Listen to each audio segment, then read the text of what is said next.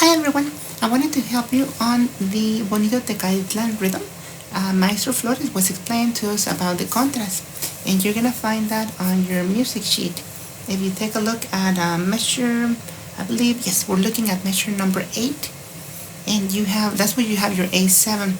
Now, I'm not gonna be going too much into the rhythm of it, the Son Jalisciense rhythm. Son Jalisciense is this style of rhythm that we're playing on this song, Bonito Tecalitlan. I'm not gonna get into that portion because then it will make this video very long, and it's another topic that we can also talk about, because the rhythm is what you see on measure number 8, and it's gonna be your one quarter note. Then you're gonna have your redoble, and that's what we call it in Mexico. El redoble is going to be your 2 16 notes and 1 8 note together, and so that's normally. And then you're gonna have your 2 8 notes. Those 2 8 notes are really the key that starts off that ternary rhythm, because the situation with what we're trying to accomplish here, we're trying to get a feel, the swing feeling, and that's what mariachi music has built into the rhythms. We have a lot of that swing feeling. It's not going to be like perfect like a metronome. That's why when mariachi musicians practice a lot with metronome, they can lose some of the interpretation, and we don't want that. We want to practice with a metronome, but then understanding that you have to step into a ternary rhythm structure, and that's what I'm going to be sharing with you today. And those 2 8 notes, I'm going to be sharing with you how we write them so that we can explain the swing rhythm and the swing feel into it. Because if you just simply have them as 8 notes, then it's going to be too squared. It's going to be too straight, and you're not gonna have that feeling, and it's gonna also give you a little bit of trouble keeping up with the trumpets and all the other melody instruments that do follow that. So it's very important for us to fit perfectly with all those instruments and create that mariachi style, that interpretation of the mariachi style. And so on measure number 8, we have the normal Son Jalisciense rhythm, or sometimes we call it Son Mexicano. And we can just mute our strings, and it's going to be. So those 2 last ones, those 2 8 notes at the end, those actually, we write them a little bit different when we want to explain the interpretation of the swing feel that we want to have in mariachi music. Because if we just simply have 8 notes, then we're just going to have.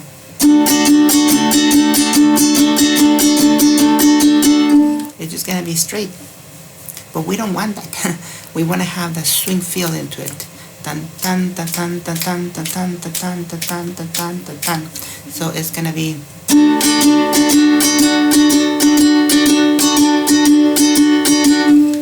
And the way we explain it is like this. I'll show you here the example on the image. And the most important thing is to first is to understand the swing feel, and then I'll explain to you how to get into it. And sometimes we call it Caballito, but there's 2 different ways also of playing something that sounds like Caballito, like a little horse. So I don't want to get into those some of those terms that we use in Mexico. They're really nice, but once you understand what it is, then there's less confusion. So like I said, I want to explain this academically so that we understand the beats. And so what we want to do is the swing feel that we want to include in there is practically going to be a ternary feel, as if it was a triplet, as if it was an 8th note triplet. And so an 8th note triplet, you will have your 3 evenly spaced 8 notes. The interesting thing is that to get a swing feel into mariachi music, those first 2 8 notes, we're going to combine them into a quarter note, and then we have just 1 remaining 8 note. And so we're going to make these now. This is these 2 8 notes that we're combining into a quarter note. This is going to be a longer strumming, a longer strum. And so this one now is going to be the short one. And so that's going to give us that feel of swing, because that's built into the mariachi music. And that's because mariachi music is also made for dancing, Mexican folklore dance. So I can tell you, I have a Mexican folklore dance academy, and these songs, they're danced by many folklorical groups. And also we want to be able to give them that rhythm so that they can dance properly, because it's all part of the culture. As I always tell people, it's not just a style of music, but we're also transmitting culture to future generations. So that's why it's so important to play mariachi music the right way, so that we can transmit that feel that our forefathers or the people in the past, when they created mariachi music, that was the intention. So that's why it's so important, and that's why I love to share this information with all of you. So we're going to have that quarter note a little bit longer, and then we're going to have that eighth notes by itself. Now, when you see on measure number 9 that it says Contras, that just simply means that we flip them. So now we have your quarter note by itself, the single quarter note, and the single eighth note. Your eighth note by itself is here, and then you have your quarter note, which is the two combined eighth notes from that triplet feel. And so that's what you simply switch them. Contra just simply means it's the opposite. So it's just important to know that. This is the foundation of understanding, because if you don't understand how we come up with this and how we can explain it, then it's difficult to, you can get it by ear, but many people like me, I rather understand it logically, and then I can start applying it. So I hope that this helps. And now that we have those two, that's why I wanted to share with you that we don't want it to be too squared, like a perfect metronome. We don't want it to be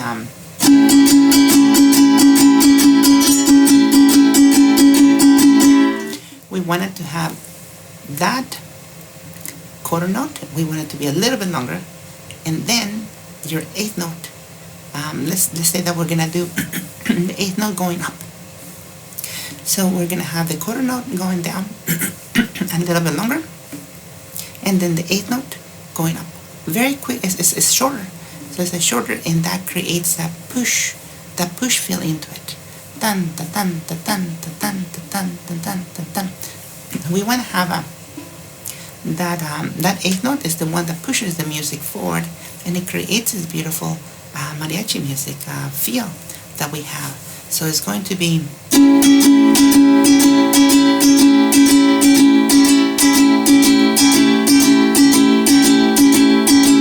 So as you can hear, it is different than just simply making them perfectly even. Two eighth notes.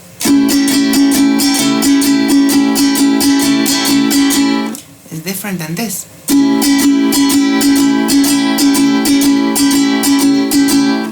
I'll play them both next to each other so that you can see one after the other.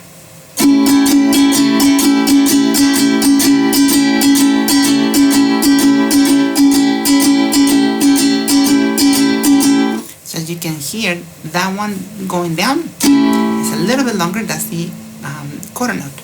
And then you have your eighth note going up really kind of very quickly, because it's just an eighth note, and then your quarter note will come afterwards.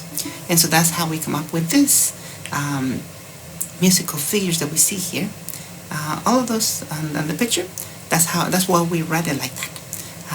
The rhythm of el caballito, like some people call it, or in this case we call it the swing feel that the mariachi music has. Now, it's not very pronounced. It's not really like super like swingy like you're used to hearing the swing. Then bum bum bum bum bum bum. Not that much. It's just gonna be built into it, nice and subtle. It's a little bit subtle, more subtle than that. So you don't have to really be doing like.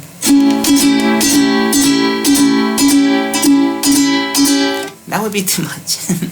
So you just want to do a little bit, so that it has that feel. But mariachi music just keeps pushing forward and forward. So.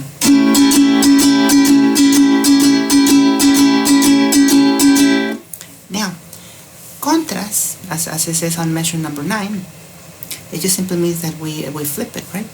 We do the opposite. So that means that your up strumming is going to be now the quarter note, and the down is going to be your eighth note. So this way you have they're just opposites, and it has it sounds a little bit different as well, because now it's almost like you're doing it on the opposite beat, on the weak beat. So that's very important, because that's how we get that feel into this, like it's built into the song on that part of Bonita de Caetlan.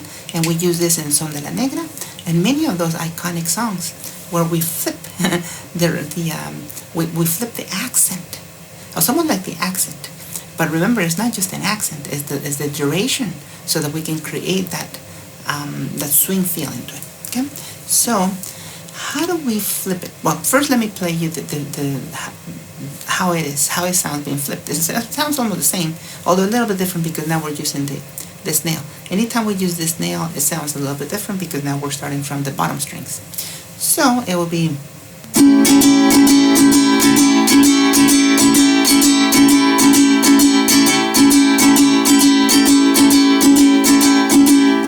So as you can see, the one going up, it stays there a little bit longer, because that's going to be our quarter note.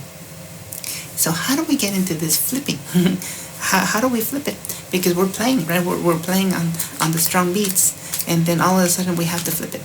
Well, that's what Maestro Flores was explaining, that there are there's more, there's more ways, but there's the three fundamental ways in which we can flip it.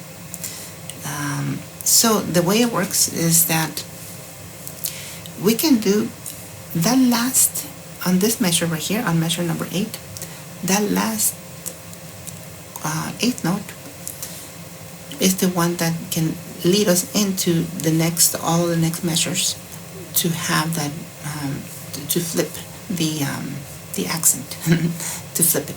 So it's very important, because the Son Jalisciense rhythm. So normally the Son Jalisciense rhythm is just how it is, and then we have one more, right? So, well, that one that is going up is the one that is going to lead into that switch. So the way normally we practice it is like this.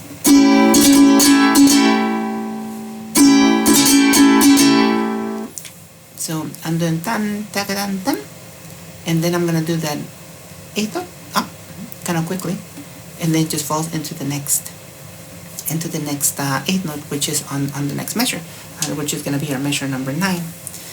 And so it's important to practice it like this, so that you can start getting that feel, like, oh, I'm going to start going to that swing feeling, into that swing rhythm, and also I'm going to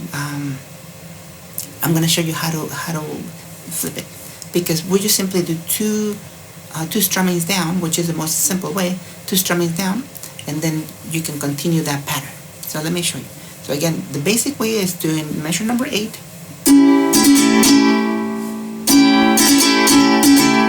and connecting it to measure number 9.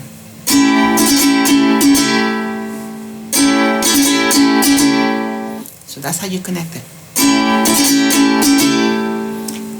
And you're going to do another strumming down, another down strum, and then that's where you start. That down strum is the short one, is the short eighth note, and then you're going to do your long quarter note up. And again, we read it as a quarter note, but in reality it's part of that triplet type of musical figura musical, the musical figure that we are, how we're writing it. And that's why we usually write it like this, like the way I explained to you. Now, the music sheet that we're using, of course, is a very traditional music sheet, and that's why it wasn't fully developed how to explain this. So that's why many times in Mexico, back in the day, parents used to teach the kids, and grandparents used to teach the kids, and that's how the style got transferred. But now we can try to figure out more ways to be able to share with everybody in the academic world, and we can make it sound beautiful. And still, we are trying to keep that essence of the sound. All right. So, because it's also an interpretation. That's really why when I study and I teach interpretation, that's why it's so important. Okay.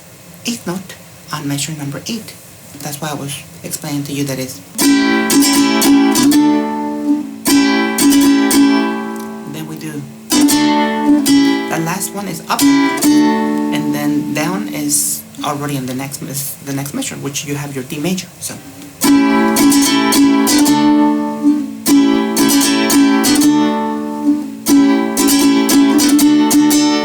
And then we go right into the rhythm. So.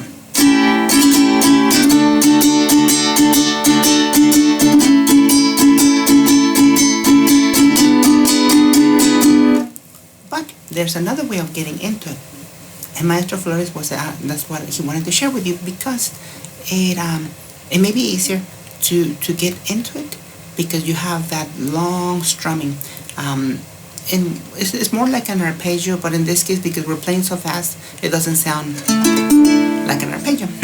We call it abanico. So abanico, or fan, that would be the translation in English, is when we play all the strings.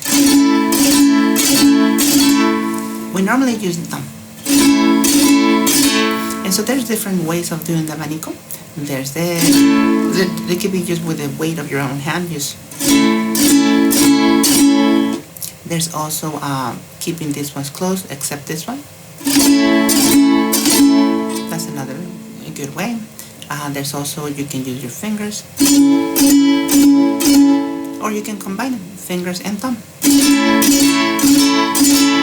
So there's many different ways. The main thing the Maestro Flores wanted to explain to you, and we also have upwards, but Maestro Flores wanted to share with you the how do we get into that. So what he added during the last class is that when we're doing on measure number 8, the Son Jalisciense rhythm, that will be it. We're gonna remove, and we're just gonna put a rest. We're going to put an 8th note rest, right on that last quarter, the last 8th note. So there's no more 8th note, so it will be just. And you can switch your chord to D major, and then you can do the very first one a little bit long. So, but you're still going to do. So you're gonna do that one a little bit long to get into the rhythm, and so that's a very easy way, and it's very good to be able to get into that instead of doing it the way I was doing it with the full 8th note before and making it kind of a quick jump. You can do it like that. So that's a very good way, and we can all do it like that.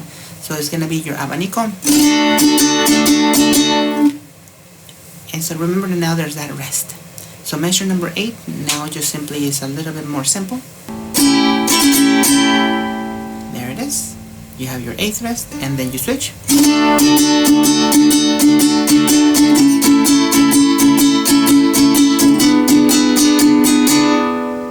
Okay, and so that's how we can get into that swing rhythm, el caballito or los contras. So that start on measure number 9. So again, I'm gonna do it the way Maestro Flores was sharing with you. The reason I shared you the other way earlier is because this way you can see how we can fit it exactly how it is there without putting any 8th rests. But it is a little bit quick because you have to do the pum padam, so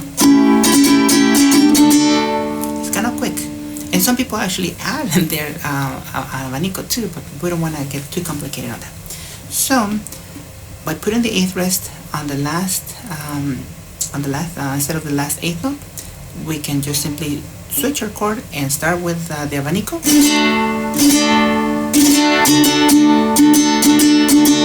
Okay, and then it just goes right into the swing rhythm. So I hope that this class helped you. Hopefully I didn't get too technical.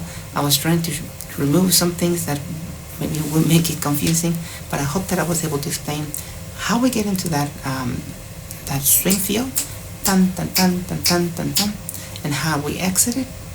And before I go, the end of the song, I do want to mention the end of this song. We do the swing strumming, the strumming with the swing feel, but we don't do contras. we do the long one, that what we would consider like the long the quarter note. That one is down, it's not up, because we're doing it without flipping it. So when we are doing it in measure number 9, we do the contras. But when we are doing it at the end of the song, we keep it normal. We don't do any of the opposites. So it's very important to know that, because this way we're not like playing, some of us up and down and sounding like all off beat. It really will sound all off beat. So just to double check for you, right on your measure number 49, that's was just gonna be straight, and they call it straight, but it's still a swing. It's important to remember that it still has a swing feel, because all I did was just simply keep it straight without flipping it. And the way we flip it, as I mentioned earlier, is just simply by doing the 2 down strummings, or doing the, like Maestro Flores was saying, doing that abanico. But we don't do any of that. We finish the measure 48, which is, okay, so it's, and then we just go right into it. So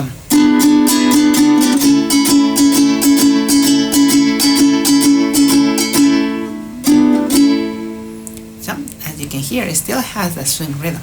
It's not straight like a metronome. No, because then it sounds dull. It doesn't sound like mariachi music with that flavor, which is part of the Mexican culture and the dance and everything. So I just wanted to mention that. So just keep an eye on that. The last one is just straight. And again, I'll play it. It's just simply measure number 48 is, right? That's measure 48. So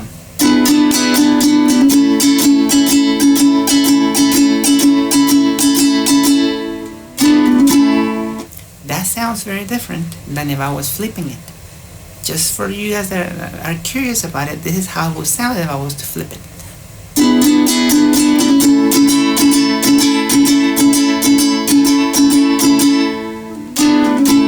And I would actually finish up, but no, we want to finish down because we're not flipping it. But as you can see, it has a different feel. Okay, so I hope this explanation helped, and if you guys have any questions, you can ask us during the classes. Thank you so much for your time. Have a nice day. Bye-bye.